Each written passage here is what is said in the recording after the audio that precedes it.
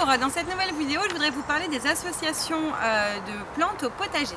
Il faut savoir qu'il y a des plantes qui s'adorent, qui créent vraiment une réelle symbiose, qui s'entraident, et des plantes qui se détestent. Donc du coup, l'une va prendre le poids sur l'autre et elles vont s'entretuer. Il y a une réelle compétition dans le monde végétal qui n'est pas évident pour nous, mais qui est réel et qui est même plus violent parfois que notre monde à nous. Vous trouverez dans votre petit fascicule en mairie des exemples de plantes qui s'aiment ou se détestent. Sachez que dans l'absolu, on plante des plantes qui ont les mêmes besoins d'ensoleillement, les mêmes besoins en eau. Ça c'est déjà un principe. Et ensuite vraiment allez voir s'il y a des listes et des listes. Par exemple, il faut savoir que la tomate adore le basilic.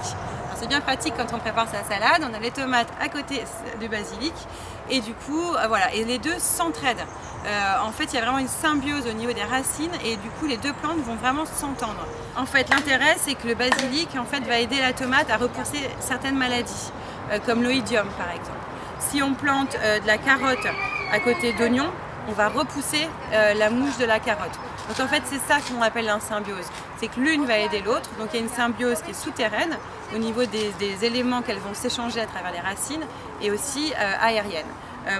Donc c'est souvent pour repousser soit des insectes, soit des champignons qui sont les plus ravageurs dans les potagers. Le fraisier par exemple, on a dit tout à l'heure de l'ail ou de l'oignon, et vous allez repousser les acariens, donc ces toutes petites araignées qui vont coloniser certaines plantes. Par exemple, la carotte adore le radis. Vous pouvez mettre des oignons aussi au milieu de vos pieds de fraises. Ça, c'est vraiment des plantes qui vont s'entendre et s'aider. Après, il y a des erreurs vraiment à ne pas faire. Des plantes se détestent. La liste est vraiment longue, donc allez sur internet ou dans votre fascicule. Par exemple, on ne met pas de l'ail avec des haricots. Hein, ça ne va pas marcher. Si on met des aubergines, surtout pas à côté des pommes de terre.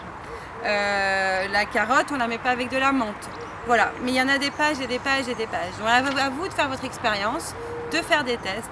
Le potager, c'est vraiment un moment de bonheur, c'est tellement sympa d'aller récolter ses fruits et légumes. On fait des erreurs, mais c'est comme ça qu'on apprend. Et vraiment, tentez, mais renseignez-vous, mais faites-le et puis vous comprendrez bien ce qui marche et ce qui ne marche pas. Mais moi, si j'ai vraiment un conseil à vous donner, c'est que pensez au soleil. Par exemple, on ne va pas planter des tomates qui montent à 2 mètres de haut et des salades derrière qui ont besoin de soleil. Ça, c'est vraiment une première chose. On met les plantes les plus hautes en fond de votre potager et les besoins en eau. On ne va pas planter, par exemple, des pommes de terre qui n'ont pas besoin de beaucoup d'eau à côté de tomates qui ont besoin d'eau à peu près tous les jours ou de salade. Et n'oubliez pas, on met un hôtel à insectes, on invite les bons insectes qui vont manger les pucerons. Laissez des tas de bois, des tas de feuilles, vous allez inviter des hérissons, je vous le souhaite, qui viendront dévorer, se délecter des limaces et des escargots. Invitez ces animaux dans votre jardin et vous n'aurez plus besoin d'utiliser des pesticides.